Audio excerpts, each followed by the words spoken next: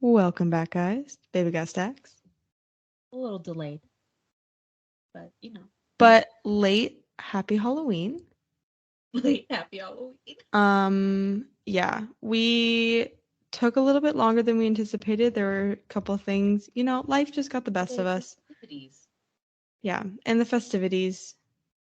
I got very hungover that next morning. Oh no. It was so bad that morning that scrolling on my phone made me nauseous. Oh. The movement Okay. of my phone was too much.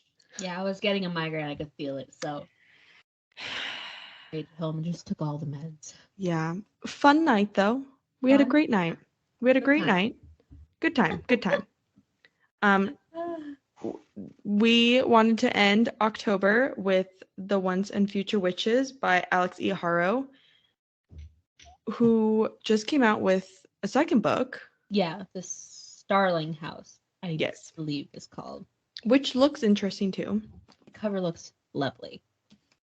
And I will say, a lot of witch books don't have like a lot of like magic or witches.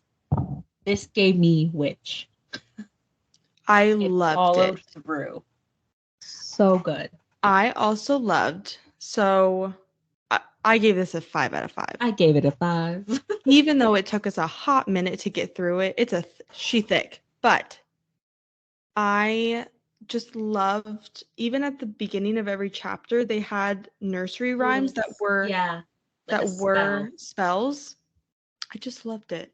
Yeah, 513 pages. She thick. And we read pretty fast, but something about this writing made me slow down. Yes. And not in a bad way, just in a I really want to take in all this imagery and all. Oh, I love the writing. It's just something about this book, like even like the cover just gives you a vibe.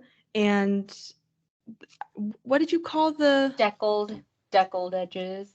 there we go. Yeah, I usually hate it, but something with this cover and this book, it works.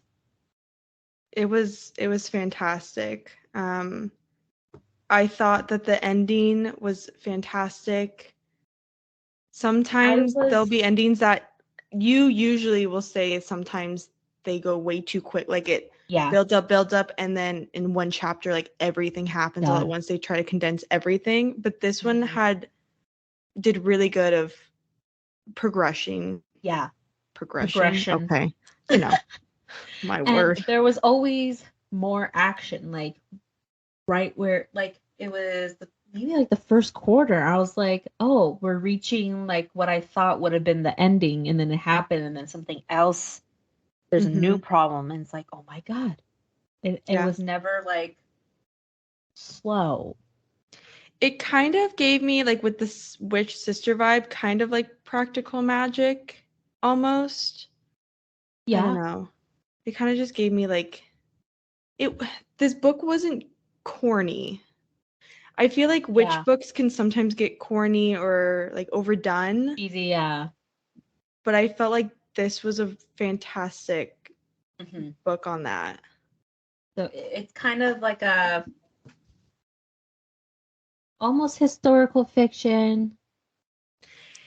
Like fantasy history. With like the women's suffrage wanting to vote. But they even brought like the old witches. Like there was an expert from like Sarah Good, and I was just like, oh. And yeah, I love, and then the Daughters of Tituba. It was so good, and just I loved it. I really enjoyed it. Each sister had their own unique characteristics.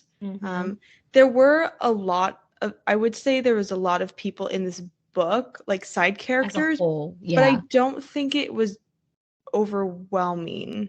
I was never confused. And when another character is mentioned, if we hadn't heard them in a while, there was a good, not explanation, but just a reminder of who they were. So you're like, oh yeah, that's the guy who was like trying to hit on that sister. Like, yeah. I loved this book. Well, I guess I could read the back of the book. Does it have a synopsis in the back? Oh, okay. Yeah, mine does. Yeah, I was half of it synopsis, half of it's reviews. Oh, yeah. In 1893, there's no such thing as witches. There used to be in the wild dark days before the burnings began, but now witching is nothing but tidy charms and nursery rhymes. If the modern woman wants any measure of power, she must find it at the ballot box. But when the Eastwood sisters, James Juniper, Agnes Amaranth, and Beatrice Belladonna, joins the suffrages of New Salem, they begin to pursue the forgotten words in ways that might turn the women's movement into the witches' movement. Stalked by shadows and sickness, hunted by forces who will not suffer a witch to vote, and perhaps not even to live, the sisters will need to delve into the oldest magics, draw new alliances, and heal the bonds between them if they want to survive. Dun, dun, dun. I loved all the mention of literature from that time and the fairy tales. And I don't know if you noticed how they were mentioning certain authors, but they would make them female. Oh, I didn't notice that. So it was like the Grimm sisters rather than the Grimm brothers. It said Queen Midas instead of King Midas. That is right. There was a lot of switching of it to make it female. It was just one of those little things. I was like, "Heh." And I loved, with the Grimm sisters. They're like, they wanted to write some of our stories, and it looks like it paid off. And I'm like, oh my word! Yeah. It was fantastic. I loved how all of much it. she was able to include and like weave real history and make it fit this magical narrative was fun. Yeah, so it's basically about these three sisters who their mom died at childbirth, giving birth to the youngest, Juniper. They all go by their mother's name, which is their middle names, except Agnes. Agnes goes by her first name. Yeah. And so it's Juniper, Bella, and Agnes. And they once there's some things that happen where the dad, I don't want to say like beats them, but they didn't live the best life. Sure. Yeah. And so once they become older, each one leaves and leaves Juniper alone with the dad. She ends up killing the dad, which I don't feel bad about that. And Juniper doesn't have like exact recollection of what happened leading up to her sister's departure. She kind of just thought that they left to save themselves. Yes, and the dad kind of got in the middle of them because we later find out that the sisters would write to Juniper, but she never got those letters. And so they all had grudges against each other and realized that it was all for nothing. Yeah. So at one point, they somehow all managed to get to Salem. New Salem. Yeah, it's called New Salem because it's after Old Salem is where like Sarah Good, Osborne, all those witches that had been hung and executed. So it's New Salem now. And one by one, they each managed to get into that area. And at one point, they just feel like a pull. Well, yeah.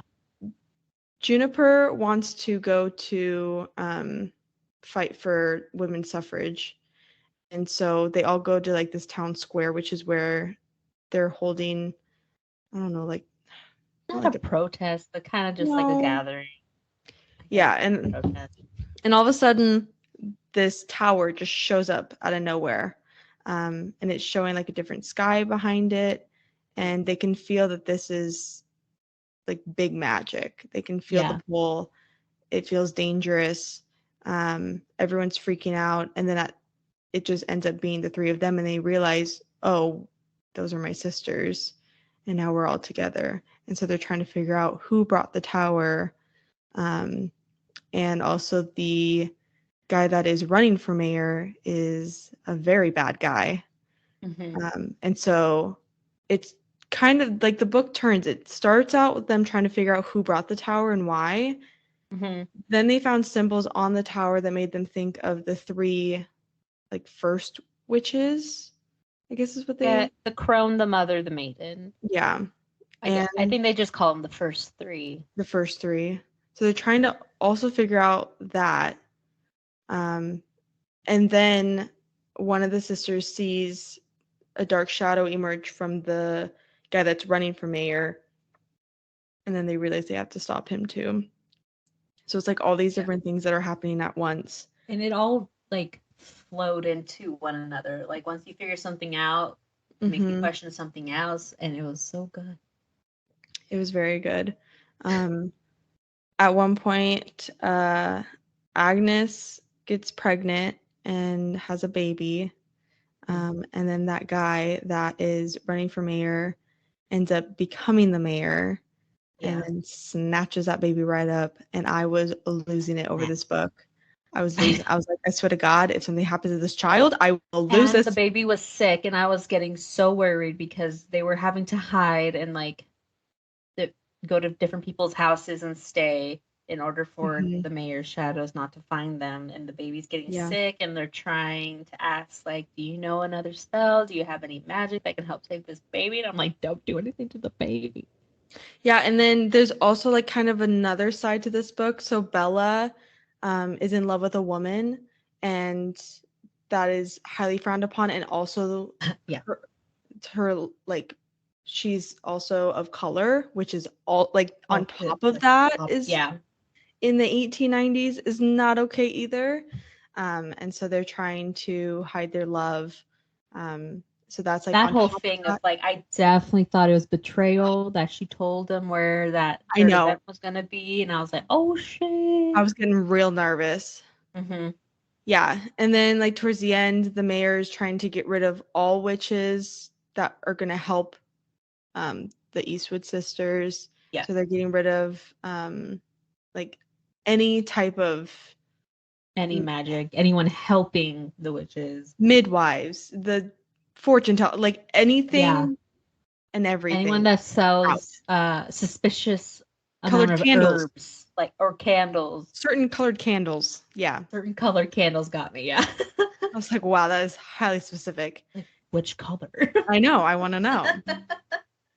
Yeah, so there's a lot of things that are happening all at once, but it's easy. Like you said, it progresses one after another. It kind of just flows well. And so it's kind of a book on women's rights, finding your own type of love. I mean, obviously, like with Bella, it was frowned upon, but in the end, they win, and they get together, and they don't get really married. I mean, they have rings on. They have rings, but they can't. Yeah, they can't get married. And then Juniper. Oh, the ending. I did not think they'd actually do it. So in the end, the mayor basically wants to kill them, and so he is a shadow that goes from body to body. So he's lived since the beginning of the first three, yeah. Yeah, the first three. So they do a spell to bring the first three back, because you can do spells to, I don't remember, it's bound. Just because the first three managed to attach themselves to, not to the books, but to the words of magic, and they figured that out, and so they were able to bring them back. So they're not like still alive, and they're not spirits, but yeah. And so they help them figure out how to take down the mayor, and you find out who the mayor was originally. When she says, your sister Gretel says hi. I lost my shit. I was like, holy fuck, they're Hansel and Gretel, and that's how how Gretel met the witch. I ate this book perfectly tied into a really pretty bow. I was like, holy shit, I can predict things pretty well in books. I didn't see like any of that coming. It would, oh my gosh, it was just it was just the cherry on top. So this book does a fantastic job of nursery rhymes, and they'll even put in the Grimm's, I think it's Grimm's nursery rhymes in the sisters in here. So it was fantastic. Yeah. And so as he's going on getting new bodies, he is always doing H and G as his initials for Hansel and Gretel. And I was just like mind blown. Oh my God. It was so good. So in the end, she realizes that the mayor needs a new body and wants to take over Agnes's baby's body. And so she sees he just needs something of theirs, and he had trimmed a little bit of the baby's hair. So that way he could like bind himself to the baby. And so she grabs his shadow because they killed his body, like host. The vessel, yeah. Yeah. And so his like just black shadow is trying to go towards the baby. So she grabs it and binds herself to him so that way he'll take over her body. And then she walks right into the fire and kills herself. Straight into fire and burns herself. And the sisters had no idea what was happening. And Agnes, I don't know, her man was trying to save her and couldn't, and they're freaking out because they didn't realize that he was going after the baby, and so they just thought like, what is she doing? Why is she? And then they figured out when she's in there. But she binds herself to. Well, she's bound. The sisters are bound together. Yeah. And so at the end, they bring the tower to their old farm where their parents lived and are rebuilding the tower because the tower was actually a library of all of the spells that you could possibly think of. Yeah, the first 3 were collecting everyone's stories. Mm-hmm. And so Juniper gets to live on and see her niece. And it's just, oh my god. The Hans and Gretel, that one got me though. I was just like the way it just wrapped itself back around. And looking back, there's no part that I would cut out. Like I wouldn't want this to be a shorter book. No, this was fantastic. This definitely makes me want to buy her second book. Oh yeah. Once it gets into paperback, because it's in hardcover, I can't do it. It's just so fantastic. Incorporated so many nursery rhymes and stories that we like know, and there was new ones that I didn't. And looking into like different people's cultures and how they have their own kind of magics and sharing with each other. Like there's spells to like do the sewing or mending or like clean dishes or light. There was even a transgender witch. There was so much equality and love in this. I was like, oh, I love it. Or at least fighting for equality. Just like all the representation, trying to find equality. And it was like some parts were even funny. Like this had humor in it too. Like how Juniper was like, why did you two both get like birds? Like why did you get familiars and I don't get a familiar, and you guys found love and I don't have love? She was very upset about that, yes. No, it was great because then there was also like boy magic versus girl magic, but then she realized that one of them was born a boy but is going as a girl, and that's why I was just like, oh, I love it so much. There's just so many things in this book that they incorporated it, that cultures, genders. It was great. I mean, Juniper had a bad leg and needed to use a staff, so she was disabled, and it's like, wow. She thought of Alix literally thought of everything. This had to take so much planning. I wonder how long it took her to write this, because that is just like the sheer amount of pages is one thing, but like how everything mattered. It was brilliant. It was so good. I was so happy we read this. And what's funny is I bought this book from our local bookstore, the Book Bin, and I just saw it and I loved the cover of it, and beautiful cover. And I kind of read it and I was just like, oh, like I love a good witch book. I had not heard of it. I did not hear from it from Book Talk. I didn't hear it from it online. I just saw it in the bookstore. But I knew how long it was. Long. And that it was a historical one. I was like, yeah. Like, because usually if it's going to be a historical fiction, I want it like 300, because I can only take so much history. But the way this was written, and it was historical in the sense of like the setting, So you really got to get the feel of all the streets and the alleys and the factories and all the events like they brought up, like Civil War and like certain events. Like there was one building that burnt down. Yeah. I'm pretty sure that was a real event. Like I'm pretty sure that specific sewing company burnt down. Because they locked the door on the girls. Yeah. Mm-hmm. Yeah. And I'm pretty sure that was like an actual that makes sense. And it's crazy how much she was able to incorporate into this book that was real into I suggest anyone who likes witches, fairy tales, those types of things will definitely love this book. Oh yeah.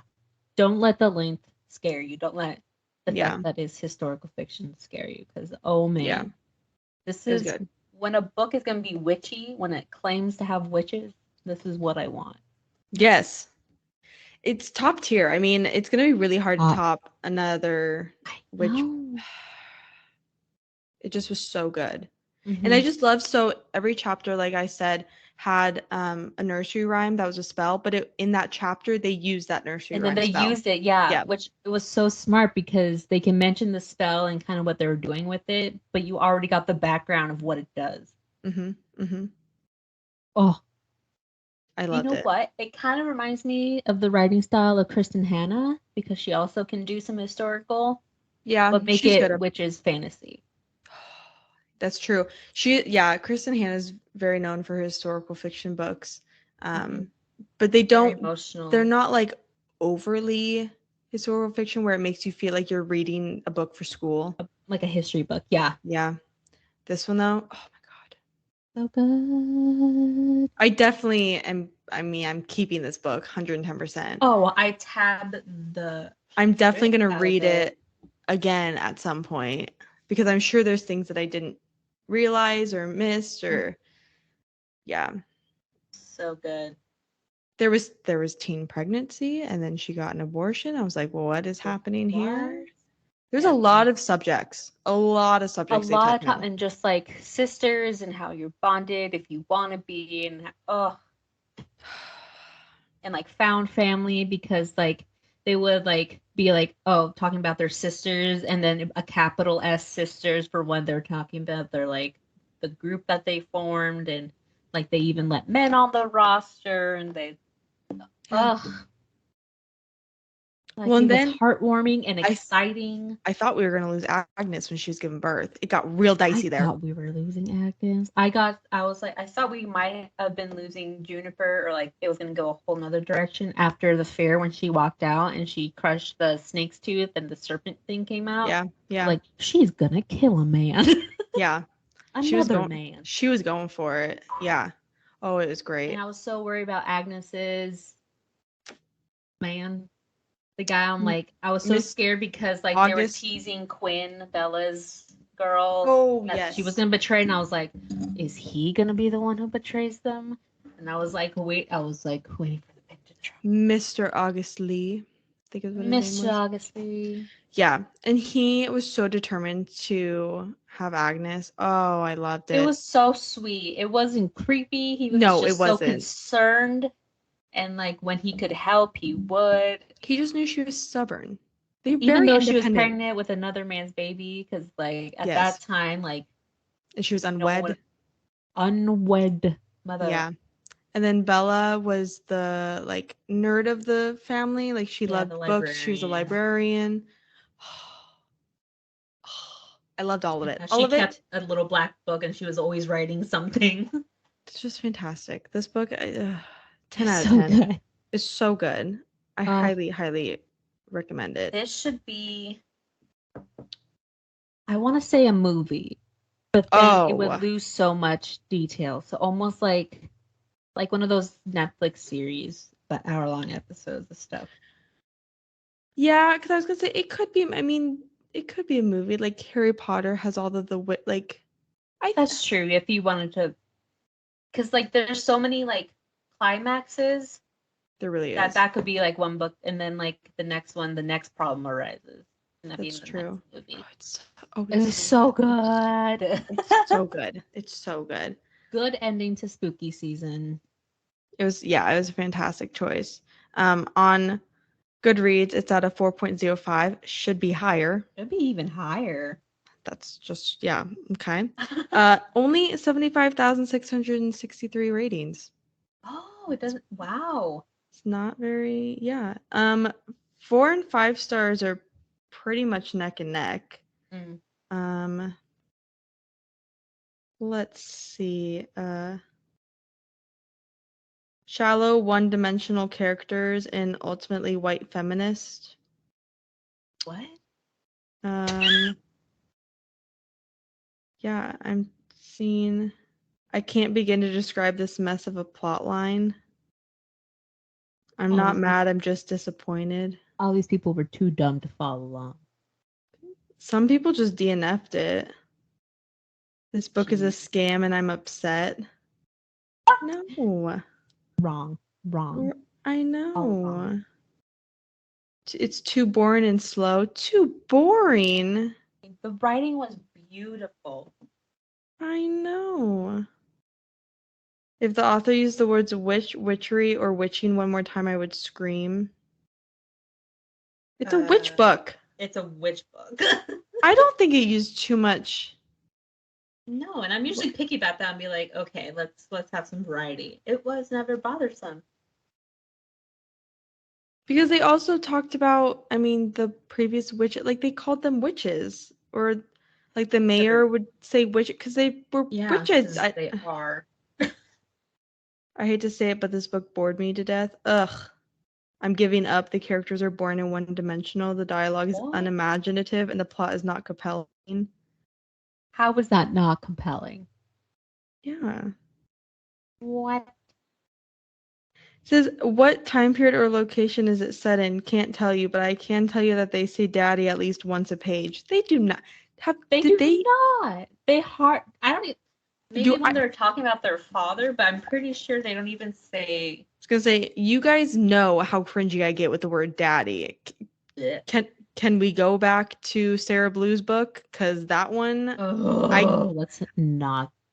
I knocked a star down just because of that. They do not. So, yeah. These people are lame. These people. Okay, well, her other book. Oh, yes. She also has another book called The 10,000 Doors of January. That kind of sounds familiar. Which is just, oh my god, the covers. That's so pretty. Are just gorgeous. Yeah. Cool. So this one is in a sprawling mansion filled with peculiar treasures. January is a curiosity herself. As the ward of the wealthy Mr. Locke, she feels little different from the artifacts that decorate the halls. Carefully maintained, largely ignored, and utterly out of place. Then she finds a strange book, a book that carries the scent of other worlds and tells a tale of secret doors of love, adventure, and danger. Each page turn reveals impossible truths about the world, and January discovers a story increasingly intertwined with her own. Interesting. So the book that just came out, so 10,000 Doors of January was 2019. This was 2020.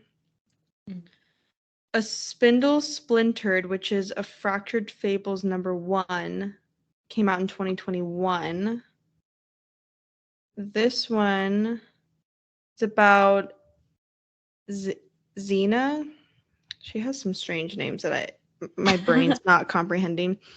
21st birthday, which is extra special because it's the last birthday she'll ever have. When she was young, an industrial accident left her with a rare condition. Not much is known about her illness, but that no one has lived past 21. Her best friend Charm is intent on making her birthday special with a full Sleeping Beauty experience, complete with a tower and a spinning wheel. But when she pricks her finger, something strange and unexpected happens, and she finds herself falling through worlds with another Sleeping Beauty, just as desperate to escape her fate. So she just writes like kind of almost like fairy tale kind of. At least it includes fairy tales. Interesting. So the newest one is called Starling House. and it just came out this month, October 3rd. It was a book of the month pick, I think. It was last month. I'm still in October, guys. Okay. It's about a small town haunted by secrets that can't stay buried and the sinister house that sits at the crossroads of it all. Eden, Kentucky is just another dying bad luck town known only for the legend of E. Starling, the reclusive 19th century author and illustrator who wrote The Underland and disappeared. Before she vanished, Starling House appeared, but everyone agrees that it's best to let the uncanny house and its last lonely heir, Arthur Starling, go to rot. Opal knows better than to mess with haunted houses or brooding men, but an unexpected job offer might give a chance to get her brother out of Eden. Too quickly, though, Starling House starts to feel dangerously like something she's never had, a home. As sinister forces converge on Starling House, Opal and Arthur are going to have to make a dire choice to dig up the buried secrets of the past and confront their own fears, or let Eden be taken over by literal nightmares. If Opal wants a home, she'll have to fight for it. Interesting. Yeah. As long as the writing is similar, I can get behind this author. So that Spindle Splintered. Oh, Fractured Fables. So that's the first one. The second one is called A Mirror Mended. I'm gonna assume it's of Snow White. Snow White. Are those short stories, like novellas, or are they actual like? They're short. Okay. Mirror Mended is 128 pages. Oh, okay. Spindle Splintered is 119. Okay, so those are little novellas. So A Mirror Mended is the next installment. The same. So Xena Gray, which is the one that from the first one. Professional fairy tale fixer and lapsed Sleeping Beauty is over rescuing snoring princesses. Once you've rescued a dozen damsels and burned 50 spindles, once you've gotten drunk and 20 good fairies and made out with one too many members of the royal family, you start to wish some of these girls would just get a grip and try solving their own narrative issues. Just when she's beginning to think she can't handle one more princess, she glances into a mirror and sees another face looking back at her. The shockingly gorgeous face of evil asking for her help, because there's more than one person trapped in a story they didn't choose. Snow White's evil queen has found out how her story ends, and she's desperate for a better ending. She wants Xena's help to help her before it's too late for everyone. Will Xena accept the queen's poisonous request and save them both from the hot iron shoes that wait for them, or will she try another path? Interesting. I wonder if that's only ebooks or if there's actual like physical copies. I don't know. But I'm intrigued. I will definitely pick up another one of her books, either that January one or probably the January one, because then I can get it as a paperback. The covers are beautiful. I mean, even the Spindle Splintered, she's like touching. Yeah. I like it. And the Mirror Mended one's like a mirror. Oh, I like how it follows the same like color scheme, so you can tell they're like a set. Right? Oh, it is pouring rain. I don't know if the mic's picking it up. Yeah, guys, it's gross in Oregon. Like utterly disgusting outside. We've already lost power once. Luckily, it came right back on. But I am nervous if it goes out again. Probably start charging up some devices around here. Yeah, I think I'm gonna put my Kindle and charge that, so in case the power goes out, I can still read. Something to do. I know. I'm like, ugh. Speaking of Kindles, thank goodness I got this as an anniversary present, because so our next book that we will be coming out with is The Last Word by Taylor Adams. I own the physical copy of this. It is in a box, which I cannot reach because we were getting new flooring. So I had to buy it as well on my Kindle so I could read it, because I can't get anywhere near my books right now.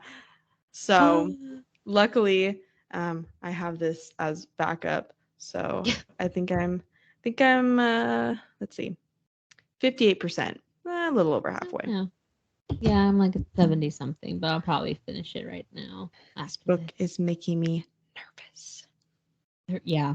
I am nervous. It's like I want to put this book down because I'm so scared of like what is gonna happen. It's kind of like those movies where you like have your eyes closed but covered, but your fingers are spread out. Yeah. This is how I feel reading this book. Yeah. So far, so good. I haven't read any books by this author before. I have No Exit that he wrote, which is also a movie, I do believe. I don't know if I have that. But I haven't actually read anything of his. So it's a nice size. It's a good length book. What's even funnier is when I read like thriller books like this, I think to myself, I wonder how fast Mel has figured out the ending. As I'm reading this going, I have no idea what's going to happen. I'm so oblivious. When we record, I guess tomorrow, because tomorrow is when that episode's actually supposed to be up. This one's just being delayed. But thanks for sticking with us. Read this book. Support your local witch. Read it. Read it. Read it. Don't let the length scare you. And don't let those 1-star comments scare you because they don't know what they're talking about. Idiots fool you. They have no idea what they're talking about. Not a clue. And let's start a protest to get this made into a movie or something. That'd be wonderful. I would love that very much. Yeah, it's fantastic. Chef's kiss. Like Hocus Pocus, practical magic, Twitches, like the sisters. And Twitches. Let's not forget. You can't forget the Twitches. The hit classic Twitches. The hit classic. Well, you can follow us on Instagram at Baby Got Stacks Podcast. We have our November schedule up. And we mainly Ashley posts a picture of what we're gonna do, what is coming up, or what you need to keep an eye out for, or what you missed. We have a link in our bio where else you can find us, like TikTok, that's still a thing, and our Goodreads. You can see if we're reading anything else. You can see what's on our TBR if you have any special requests that we get to sooner rather than later. Yep. Like and follow wherever you're listening to this podcast.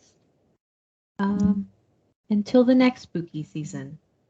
Yes, until the next spooky book. I mean, we'll have spooky books here and there. We can't say no to those, but I'd argue our next one is still kind of spooky book. This thriller. It's scaring the crap out of me. That's for dang sure. So that's for dang sure. That's for dang sure. Bye, guys. Bye, guys.